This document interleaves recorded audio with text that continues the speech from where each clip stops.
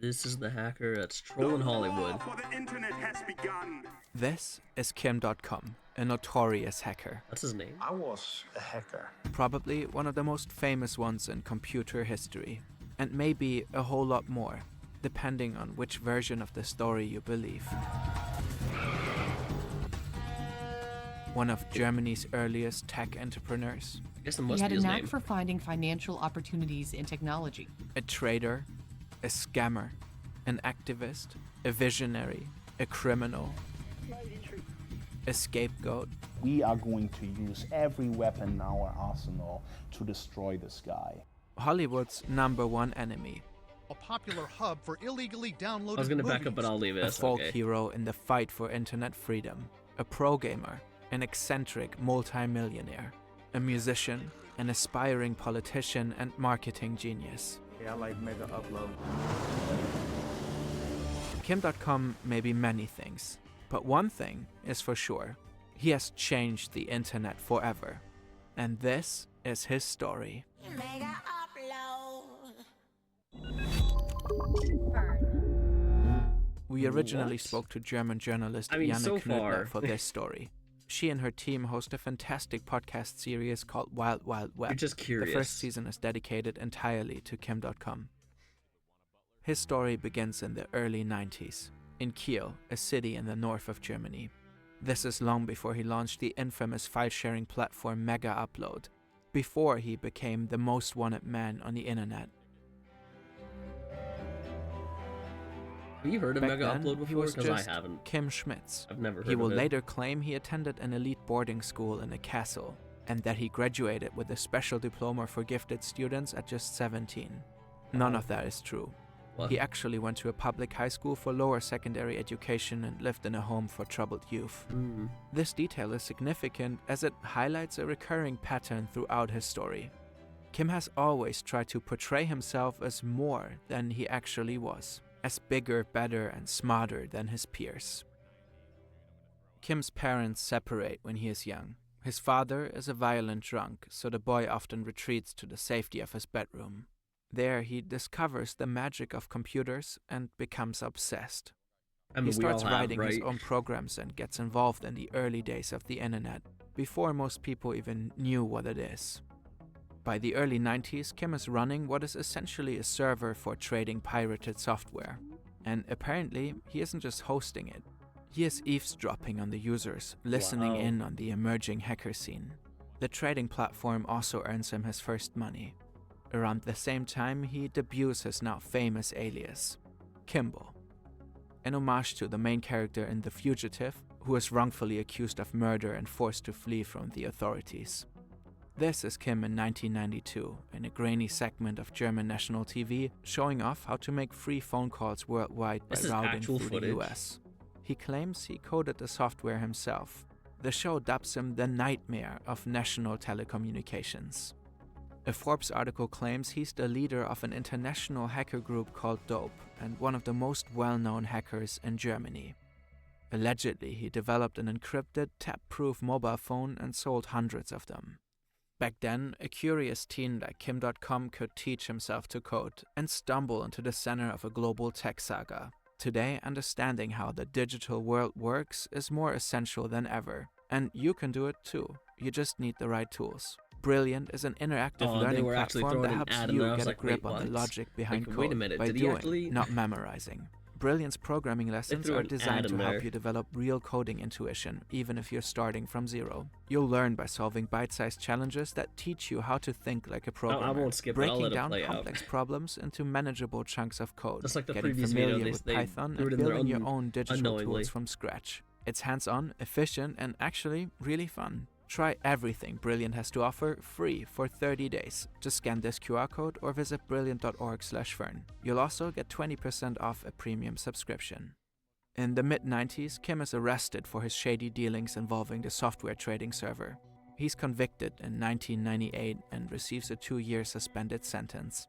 But Kim remains undeterred. He uses his conviction to boost his hacker image. Kimbo, the larger-than-life tech renegade. At the time, most journalists have no clue how computers actually work. In this climate, he's it's ahead of easy for them. Kim He's to way turn ahead of myth them. into media headlines. He claims to have hacked into Citibank and wired $20 million to Greenpeace. That is almost certainly made up. While Citibank had in fact been hacked a few years earlier, the hackers were Russian, not German. And they definitely didn't donate the money to Greenpeace. Kim also claims to have breached both the Pentagon and NASA. Again, the hacks were real, but not carried out by him. Was he BSing his way People in through? the scene start having serious doubts about whether Kimbo even has the skills to pull off any serious hacking. But scattered skepticism doesn't dent Kimbo's carefully crafted image.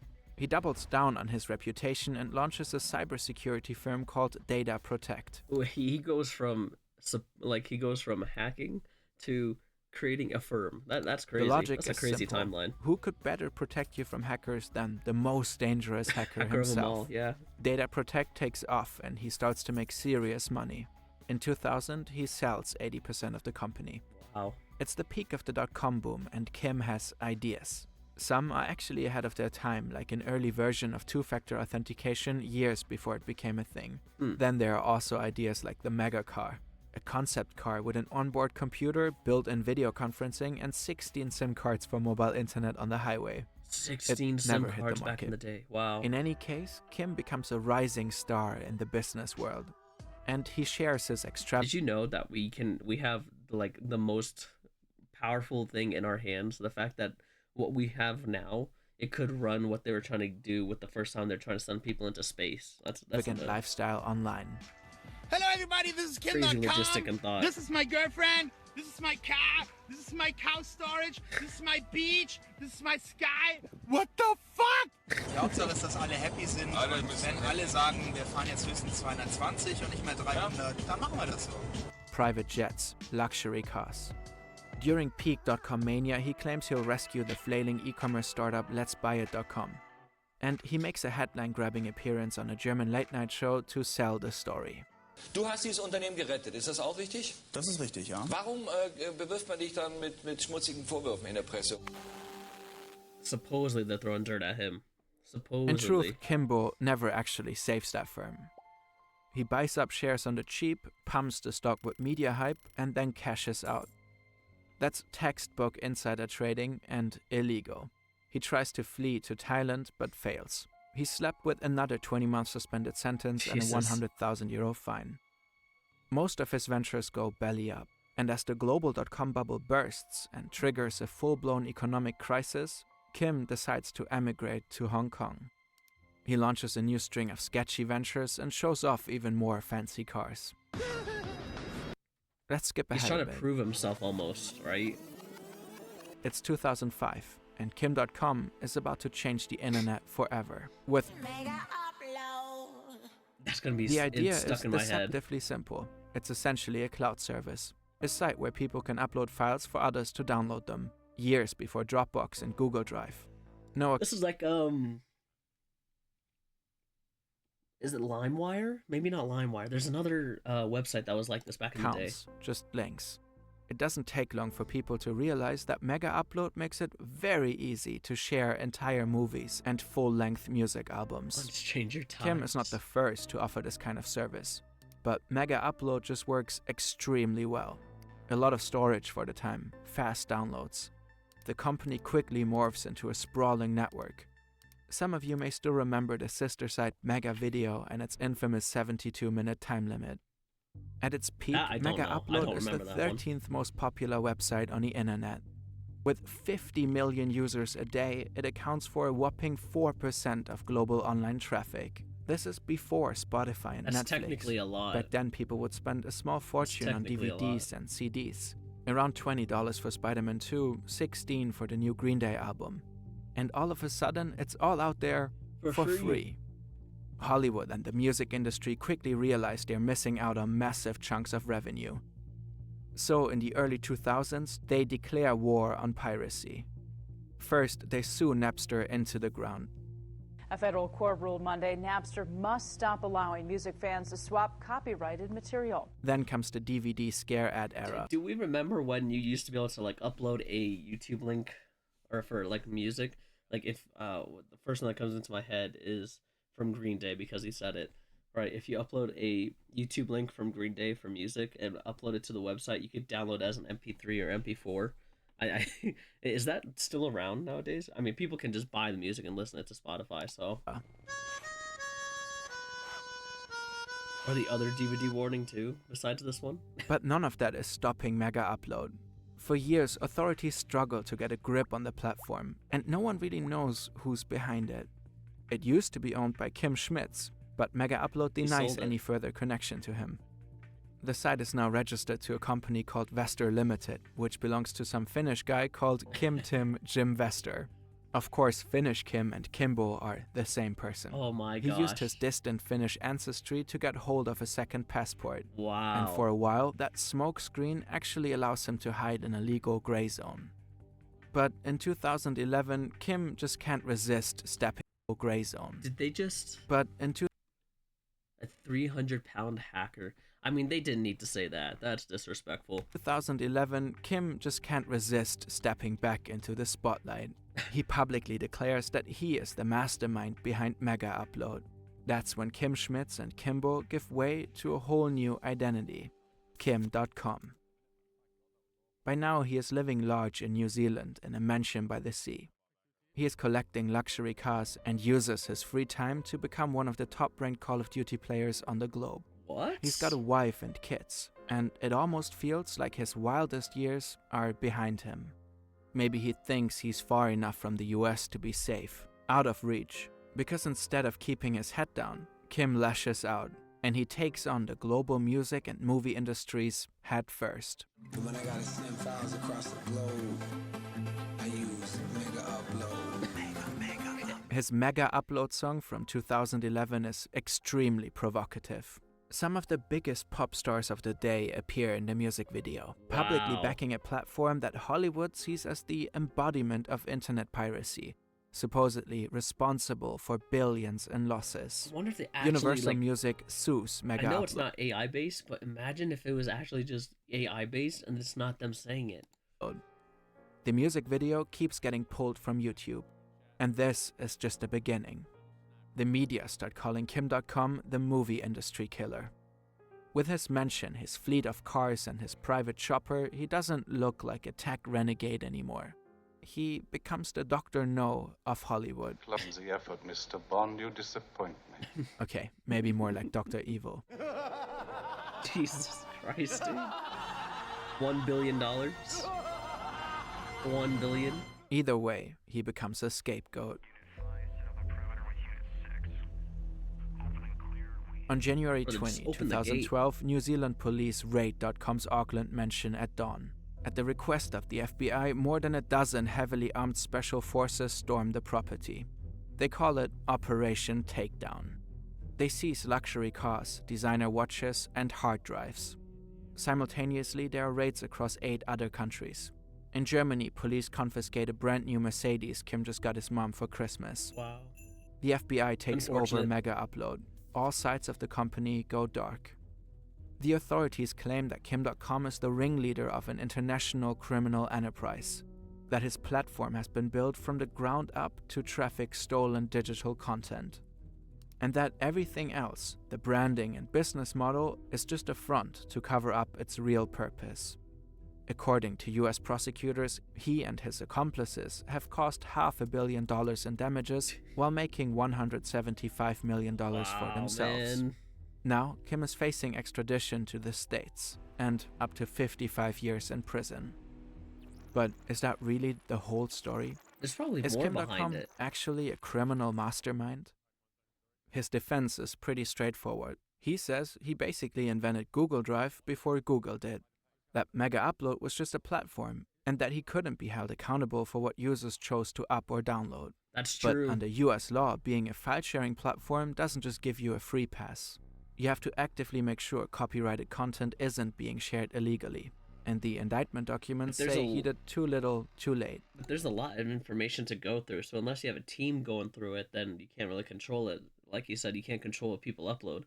But if it's a one-man team, I mean, how much can you go through before you start falling asleep at random points in the day?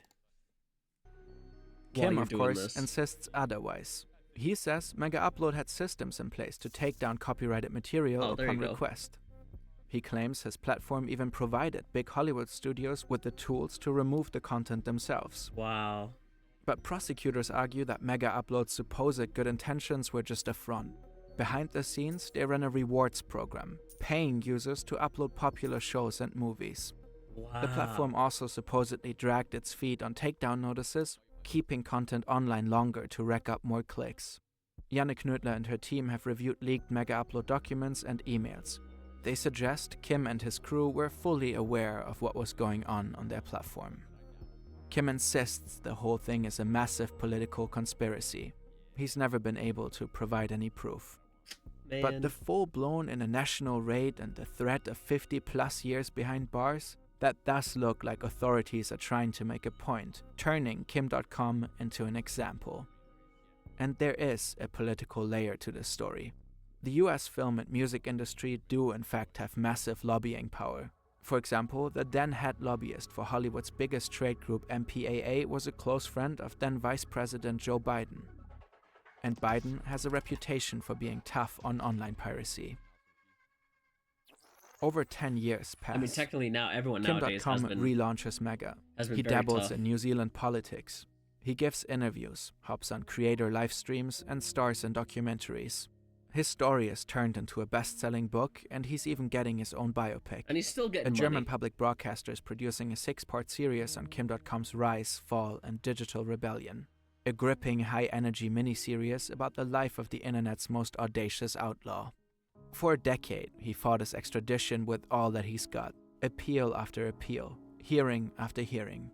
But in August 2024, New Zealand's Justice Minister signed the order. Kim.com will be extradited to the US. Jeez, man. He faces charges of copyright infringement, money laundering, and racketeering. Just months later, in November 24, Kim suffered a serious stroke. He hasn't said much since. Just one post on X saying he's in recovery, asking for patience and prayers.